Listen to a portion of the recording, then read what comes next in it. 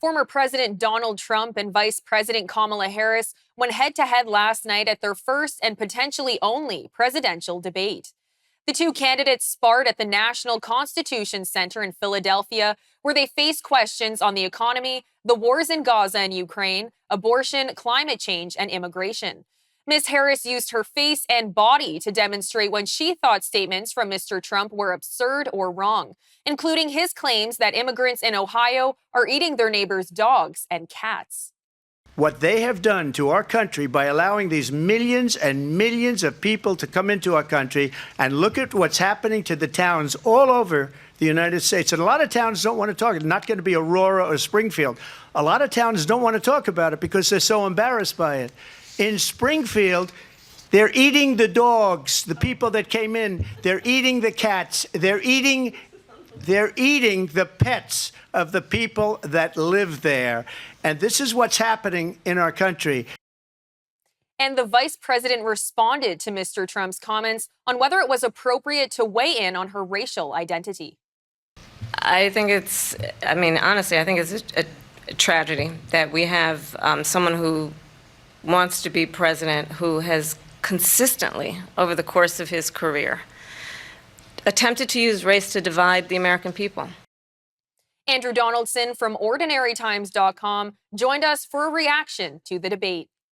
Highlights of this debate are going to be the tone of it and how both of the candidates came across. Now, it's important to realize the context of the race as it sits going into this debate, because you take out the Joe Biden stuff around the last debate and how bad that cratered and how bad that went over, this race is pretty static. Kamala Harris has kind of regained her base. Donald Trump's base is pretty steady. And the polling numbers have reflected that, other than the bounce around the last debate. So going into this debate, how these candidates presented themselves was probably more important than it usually is, because those bases are now pretty well locked in. It's the undecided voters who don't pay attention to politics all the time.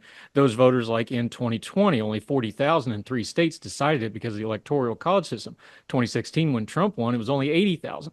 They don't pay attention all the time, so the optics of these debates usually override a lot of the policy and ideology, and what they saw was pretty telling. Kamala Harris kept her cool. She managed to bait Trump a lot. He came off angry and sneering. He was also kind of rambling in a lot of ways. Kamala Harris had some missteps, but it was almost an exact flip of the first debate, where Harris was just kind of steady and Trump was kind of flailing, and that's what they saw. Those are the highlights. That's the takeaway. The optics of this for those voters, that this might be the first time they're paying attention to the debate, and we'll see where the polling goes after this. Again, the undecided voters, they're going to be looking at the optics of this, because a lot of them, this is probably the first time they're really paying attention to the race. The bases are really locked in. So again, those undecided voters, those very small margins in the very key swing states, Pennsylvania, where this debate was happening, Georgia, Michigan, these places are going to decide this election. It may be only tens of thousands that decide it. Could this debate have been more important than a normal debate would? Very possible, especially in this truncated thing where Kamala Harris has been swapped out for President Joe Biden. We're a little bit off the map, so I think this might actually have been more important than it usually is.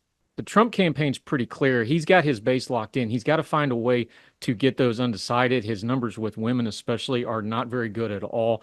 And he has to dial down the Trump, but we're in year 9 of Trump, and we know waiting for Trump to not be Trump is probably not going to happen, despite you're going to get a lot of his folks trying to spin it and say, well, he was angry and he was fact-checked and these things.